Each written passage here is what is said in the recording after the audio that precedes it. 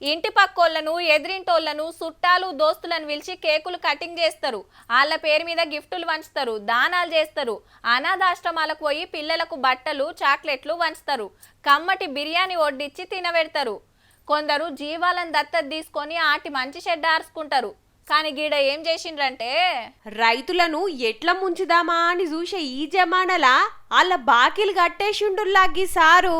అట్లా అని 10 మందియో 20 మందియో 1,00,000 2 లక్షలో కాదు, 290 మంది రైతులు 90 లక్షల లోన్లు. సారు పేరు బాబుబాయ్ జీరావాలా, గుజరాత్ రాష్ట్రం సూరత్లు ఉంటాడు. ఈ రైతుల పేరు మీద వెనుకటెవలో సొసైటీ పైసలు తీసుకుంటే కట్టాలని నోటీసులు పంపేదానిక తెలియదట. ఎందరిని కలిసినా ఏ ఎంక్వైరీ గాలే, ఏ ఫాయిదా గాలే. పాతై అట్లనే ఉన్నాయని కొత్త ఇస్తలేరట. పాస్ పుస్తకాలు ఆఫీసులనే పెట్టుకుర్రట. గీ సారుకు గా ముచ్చట తెలిసి అందరిని పిలుచుకొని 90 లక్షల రూపాయలు కట్టేసి బాకీలకెళ్ళి బయట పడేసి పాస్ పుస్తకాలు ఇప్పించిండు. తల్లి మాషికం నాడు ఇంత మంచి కార్యం చేసి పుణ్యం కట్టుకుండు.